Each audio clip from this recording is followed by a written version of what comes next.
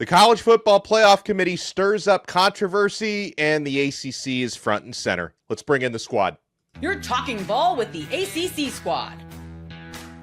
From Florida State to North Carolina, from Syracuse to Miami, and from NC State to California, it's the local experts of the Locked On Podcast Network, bringing you scoops, breakdowns, and the most comprehensive preview of the upcoming ACC weekend. Hang on, it could get loud, it could get heated, and it will definitely be fun. Squad up, you're part of the ACC Squad. The CFP just can't keep their logic straight, and we have plenty to talk about. Shout out to the everydayers, and thank you so much for making the Locked On ACC Squad your first listen. We're available wherever you get your podcasts. We're available on YouTube. We are part of the Locked On Podcast Network, the #1 sports podcasting network, and this episode is brought to you by FanDuel. Right now, new customers can bet just $5, and if your bet wins, you'll get $300 in bonus bets to use across the app. Download FanDuel today.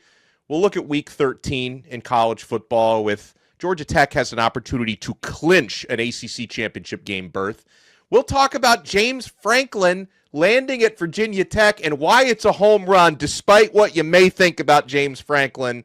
But, folks, let's talk about this CFP controversy. I am Alex Dono from Locked On Canes. I almost feel like I should recuse myself from this conversation, but that's not going to happen.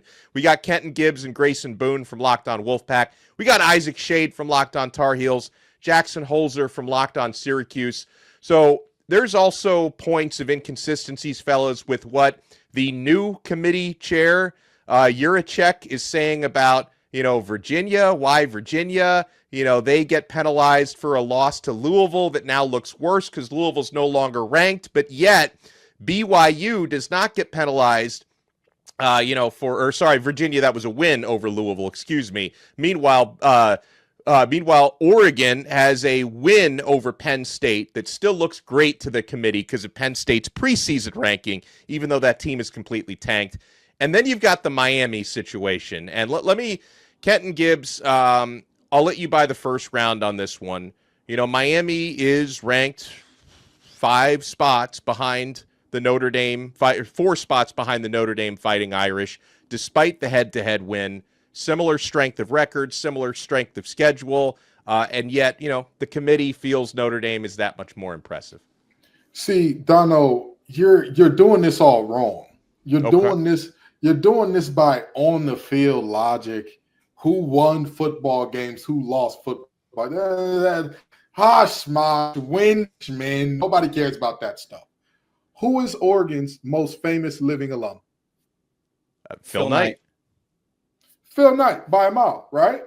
Why wouldn't you want them in the playoff? That's Nike, baby. The school of 1,000 uniforms. You got to find a way to put them in. So what if their best win is over a Penn State team whose head coach is now headed to Blacksburg? What is that? Hey, Miami beat Notre Dame. I'm sorry. Does Miami have an exclusive TV deal with anybody? Is Miami exclusively covered by one channel? Oh, okay. So get out of here, you dweebs. Go back to your little Coral Gables. Go back to your little nice little beaches and whatnot. Go back to Vice City and have all the fun there. But this is not for you. This is not. The playoff ain't about who can win football games. It's not about what teams are good. It's about who has the famous alums. It's about who draws the eyes. It's about who has the best TV deals. And I'm sorry to tell you, Dono. I'm sorry to tell you, Isaac. Sorry to tell you, Grayson. Sorry to tell you, Jackson, even though none of our teams are close. None of us meet the criteria. In the words of Isaiah Thomas, Louisville and Virginia meet the qualifications to be chosen, but they won't be. It will never be you. It will never be you. You got to get in by winning the ACC championship or else. Because again, Donald, we don't have Georgia here. We don't have Bama here. We don't have, not in the fact of whether or not they're good teams or not, because Bama just lost to Oklahoma, but it's about whether or not they lost to Florida State by 2 touchdowns. Yeah, that one was worse. Yeah. I mean, Oklahoma's actually pretty good. Florida State is terrible. Yeah, Dono, but you get the point. Dono, here's Miami's problem, and I wish you could talk to the coaching staff about maybe fixing this next year. You guys lost too late in the season. That's my biggest thing. If you had been smart like Notre Dame, you would have got your losses out of the way right out of the gate, and then you would have been fine because you would go on a winning streak after it. It's all about when you lose. If you lose at the wrong time later in the season, well, then you got to work your way back up the rankings as other teams lose and fall down. Notre Dame loses their first 2 games, but they've been able to go on a winning streak ever since. So they're just letting other teams fall as they lose, and they just keep working their way up. That, my friend, is the Hurricanes' biggest sin, is losing at the wrong time. Yeah, 100%. And then the wonder if they have enough time, as you mentioned, to climb back into it. And I don't take for granted the fact that Miami still has 2 more games to win, right? If they lose to either of Virginia Tech or Pittsburgh, the conversation is moot, and they're no longer going to even deserve to be in that CFP formula and conversation. I get that. But if Miami takes care of business, and they've looked better their last couple of games. I mean, sorry to Kenton and Grayson. Miami just put up their most complete performance of the season against NC State. And I think the committee did notice that because they leapfrogged Miami over Vanderbilt despite Vandy not having any new losses. So at least the committee has shown you they are as consistently inconsistent as Miami football is over the years. The committee just kind of makes it up as they go along. So yeah, it's possible that if Miami were to hypothetically dominate Virginia Tech this weekend, which probably should happen given the state that the Hokies are in right now. James Franklin won't be coaching this weekend, by the way. And then if Miami is able to score a dominant win in their season finale against Pittsburgh, which won't be easy, but if Miami can dominate these 2 games, then maybe the committee has already shown you know what? Yeah, we had Miami ranked behind BYU and Utah, and the Utah thing is a real head scratcher because their best win is against Arizona State, not the Sam Leavitt Arizona State, the Jeff Sims Arizona State. That's their best win, right? And you could say their losses are good. Like, oh, Utah's got losses to BYU, who's ranked, and Texas Tech, who's awesome. They lost to Texas Tech by 24 points. Like, they didn't belong on the same field with that team. So maybe the committee might say if Miami wins 2 more games impressively, you know what? Maybe you should be in front of Utah. Maybe you should be in front of BYU. Maybe you should be in front of Notre Dame. Maybe they'll actually start to take that head-to-head seriously, but I'm not holding my breath. Why the hell is who you lost to this important? Why are we valuing losses this much? I'm so confused. When did it become like, hey, you just need to schedule good teams, get your brains beat out by good teams, and you're all right? Is this basketball? Is this Isaac's time to shine? Are we talking quad 1 losses? What's happening? This is essentially what is happening now. Yeah. It's preposterous that Notre Dame is almost being rewarded for a good loss, whereas Miami is almost being penalized for winning that game that they were previously talking about. If the results on the field don't matter, then what are we doing here? It's purely just a beauty pageant. Last thing, we talked about NC State getting their face beat in by Miami. I've seen people use NC State as a buffer between Notre Dame and Miami because Miami beat us by a couple more points than Notre Dame did. What are you saying screw me for? Leave us out of it. But they're building a resume here. I actually think they will win the last 2 games of the season, and I find it hard to believe that they're going to be left out 10-2, especially if they win those games with some style points. And the problem is, it's not, let's all remember, it's not just about getting to 12th. You got to get to 10th if you want to be in at large, right? And so that's part of the issue here that we're looking at, because you're going to have a G5 team that's going to be the 12th seed and probably the ACC champion, who, unless this bunch of stuff breaks right for Miami's not even going to be in that game. So if the Hurricanes want to make this thing, they got to jump not just from 13 to 12, but 13 all the way to 10. And that's where it's like the committee feels like they're gatekeeping with these groups that have different sort of credentials that others don't. And so keep that in mind critically as well. I think that's another part of Miami's problem is and again, like, it just feels like even scheduling Notre Dame was so pointless because you don't get any credit for actually beating them. They get credit for losing to you. Right. You don't get credit for beating them. So, like, you look back at the situation Miami's in where, Miami's 2 losses are against conference opponents. You would think beating Notre Dame would be a big deal, but Miami would have been better off losing to Notre Dame and beating SMU. Like, if you could trade those 2 losses, Miami would be in a better situation had they lost to the Irish, beaten the Mustangs, because then Miami would be firmly in the ACC championship conversation and a chance at an auto bid. You know what Miami could have just done instead? Because someone finally just has to say it, because it's not that I disagree with any of you guys about the college football playoff and all the committee, but Miami they didn't have to lose to Louisville. They didn't have to lose to SMU. I'm sorry. I mean, you're not wrong. You didn't have to lose those games. Miami, yeah, it's a rigged system.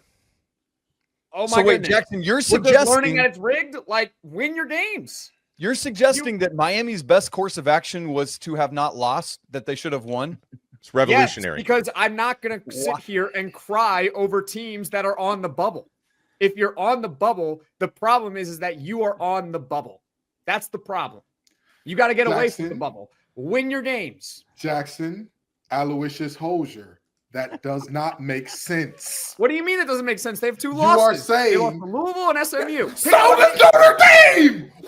How does having 2 losses? How are you saying just win your games to Miami when them and Notre Dame played and they did?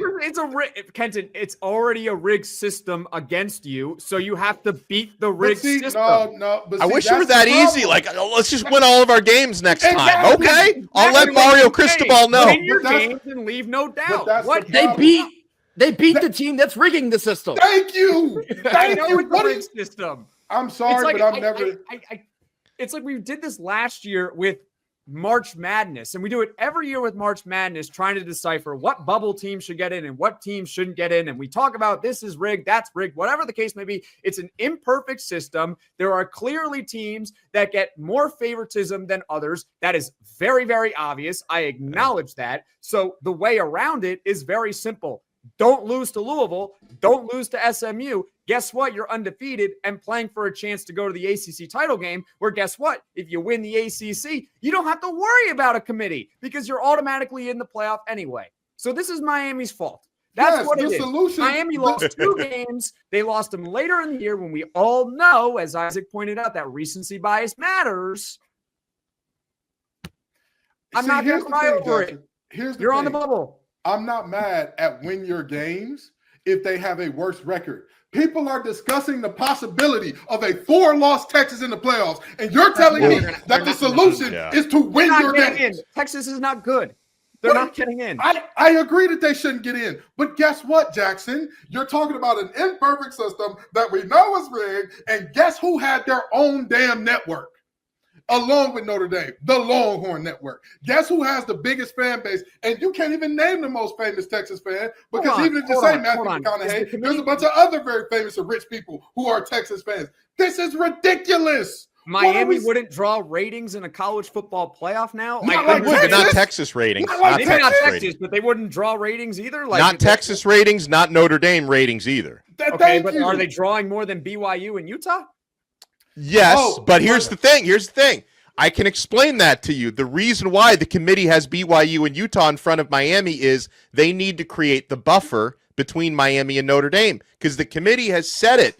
Their logic, the way that they grade teams is they grade them 3 at a time. They have comparative pools. And so what the committee said was, well, we can't count Miami's head-to-head against Notre Dame because they're separated by too many spots. They're not in the same comparative pool. Well, how do you make sure they're separated by more than 2 spots? You rank BYU and Utah in front of them.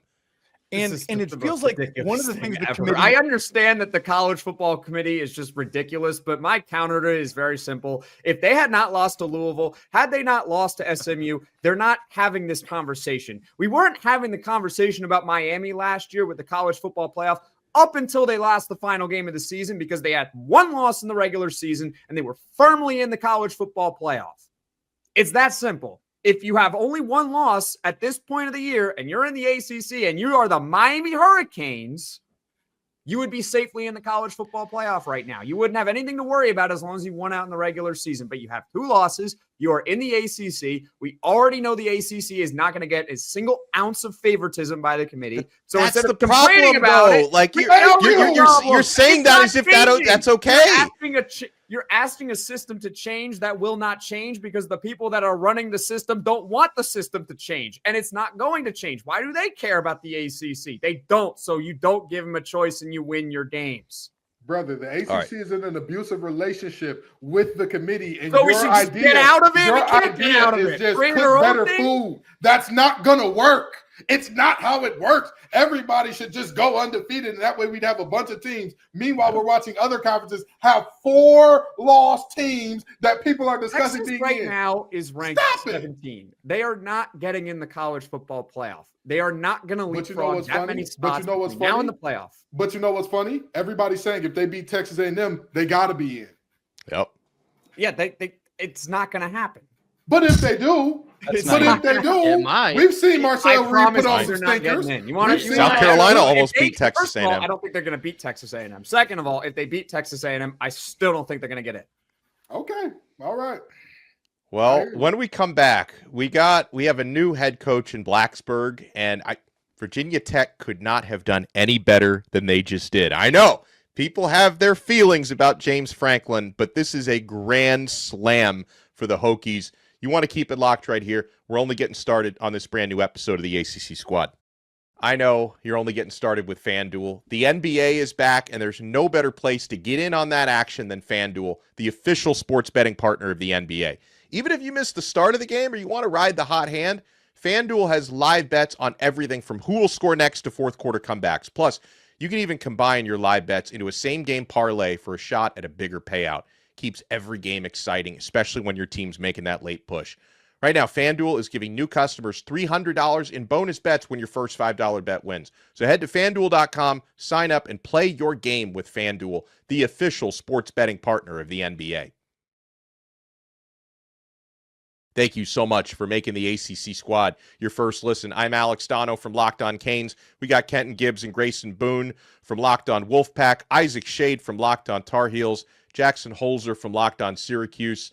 All right, so finally, guys, it became final on Monday. We heard weeks about the possibility of James Franklin to Virginia Tech.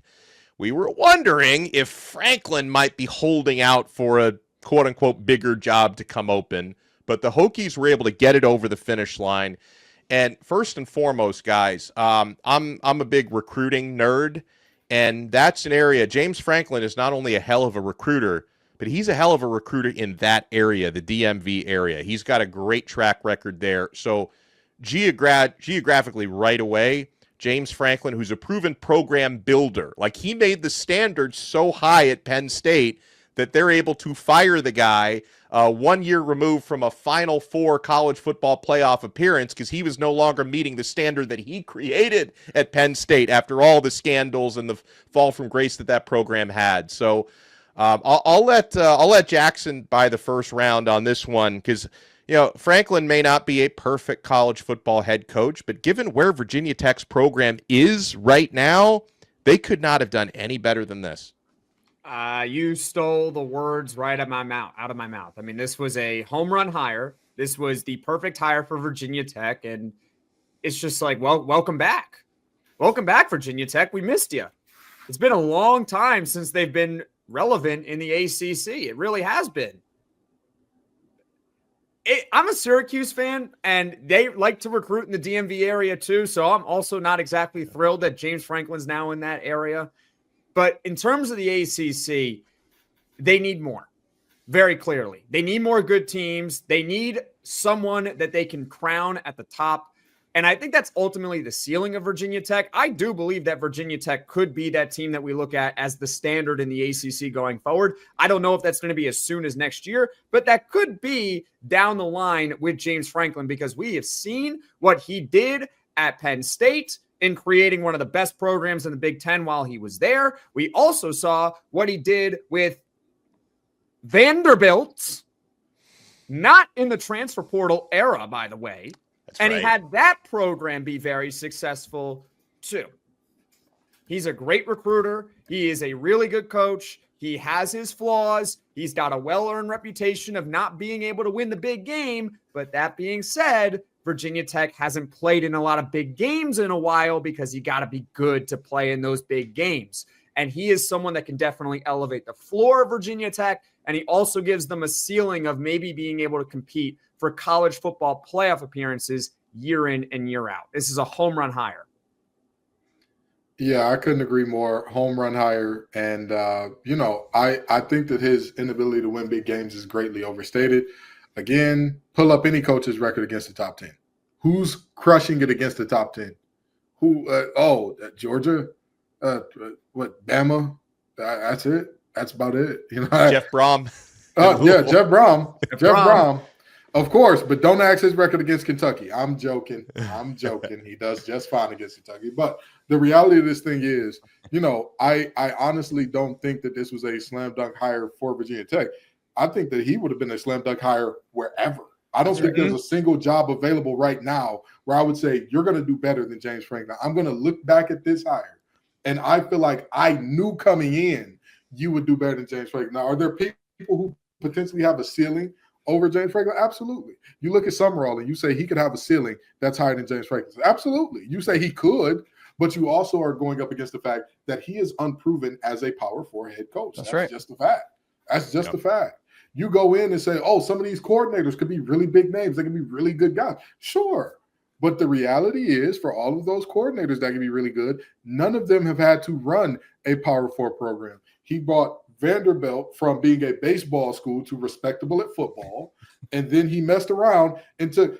Do y'all know who the head coach of Penn State was before my boy Franklin? Go ahead, Donald. Who was it? Bill O'Brien. Did they win very much with Bill O'Brien? No. Of course not. He's Bill O'Brien. Nobody wins a lot with Bill O'Brien as your head coach. So not Boston College, that's for sure. Not Boston College, not nobody except the Texans when they had Deshaun Watson at quarterback, but we ain't going to get into that right now. So the reality of this thing is very, very simple. James Franklin is a hell of a hire. Like y'all already talked about, he is going to be a great recruiter, and I want you to look at this as the biggest difference. Look at LSU's class, look at Florida's class, and look at Penn State's class. All three no longer have coaches. Only one of those three schools, all the recruits said, actually, I think I'm good here. I think we're all set. It's crazy. Like all of their guys have either decommitted, flipped, or they're opening up their it's insane. Like everyone was like, no Franklin, I'm out. Yep. Again, let's go get them. Penn State is about to go through their Nebraska after Bo Pelini era. They just they didn't know it. They thought that they were still that girl. You're not anymore, honey. It's not the 80s. The updos are out. It's not that time anymore. Joe Paul, God rest his soul. He ain't walking through that door, but I digress. 3 quick things. When Virginia Tech is good, it's good for college football. They have not been that since Frank Beamer left. We need it. Number 2, this is good for all of us in our schools. When you look at James Franklin, who is a phenomenal, everything you guys have already said, the fact that an ACC school is getting him, I think speaks volumes about what he thinks about that program and what it's going to ultimately mean for the ACC and recruits that are going to come. I love that. Thirdly, and most importantly, I hope we get some more Keegan-Michael Key impressions of Coach Franklin in Virginia Tech garb. That's the most important thing that's going to happen out of this. I think the last thing that hasn't been mentioned up until this point, Virginia Tech a couple weeks ago also announced they're dumping like $230 million into their athletic program, and you have to figure the football program is probably get the massive portion of that pie. Yep. This is going to be a quick turnaround for James Franklin. They're going to be really good, really fast. They could be near the top of the league like as soon as next season. I think no exaggeration. This will not take long at all. I think it's just harder in football to be able to turn over a roster year over year and be successful than it is in basketball. But I think it's very easy. It's so easy. Just bring in 70 new dudes and you're good. Watch this. Right? When you do the number breakdown. Good job, Isaac. When you do the number breakdown on it, the absolute max for revenue share is how much, guys? 20 and a half billion. 20 and a half. 20 and a half. Go up for next year, though. So we'll round up. So we'll round up over the course of the next 4 years and say that the average will be about $24 million, right? Grayson just said that they're dumping in $200 million. So even after hitting max salary allowance or max revenue share, rather, I'm sorry, not salary allowance, because they're amateurs. max revenue sharing, you still have $30 million left over. I mean, this is something unlike anything that I think we've seen in recent history, because so many other teams around the country are bleeding out money. With all due respect to Florida State, that's a job that's probably going to be open, and they've had to pay for reconstruction of their field.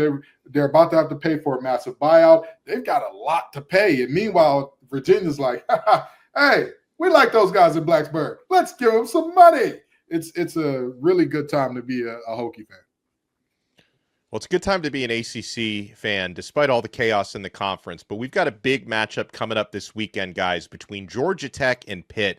It's an ACC Championship Game eliminator. We'll tell you who wins when we come back. You want to keep it locked right here to the ACC Squad. Thank you so much for making us your first listen. We're so proud to be a part of this Locked On Podcast Network. We recently became number one sports podcast network, and I'm happy that all five of us on the screen, have played our part in that, but it's really about the everydayers. It's about you guys who tune into our shows each and every day, whether it's Locked On Tar Heels with Isaac, whether it's Locked On Wolfpack with Kenton and Grayson, Locked On Syracuse with Jackson, Locked On Canes with me.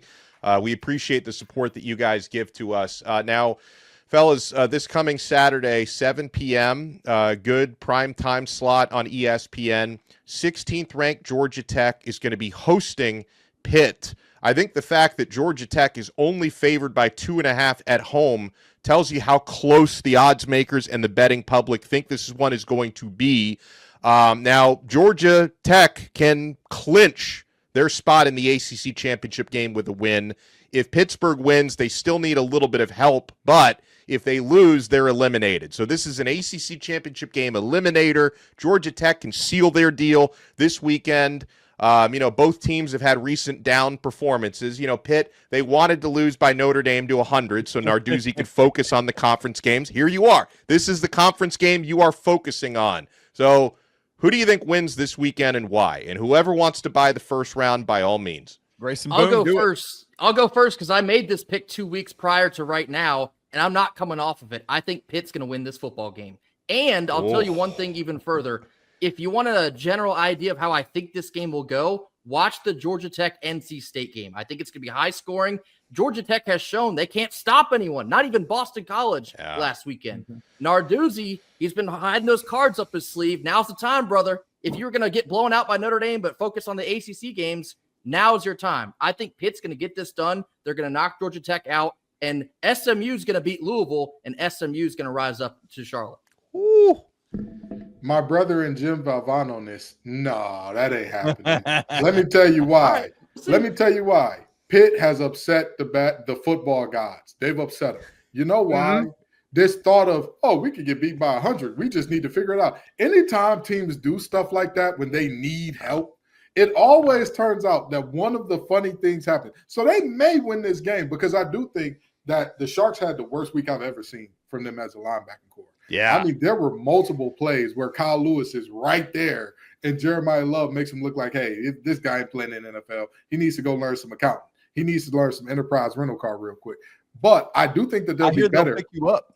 Yeah, they will. They will. And I'm going to tell you. Put you down, too. I was just about to say, Kyle Lewis picked people up and put them down, except last week. He said, I'm good. I'm Montaleo doing all the putting you down I need. So with that in mind, I think that Pitt has a shot in this game because they stopped the run well. That's what Georgia Tech does best. If you force Georgia Tech to throw the ball, that's where things get a little bit dicey for them.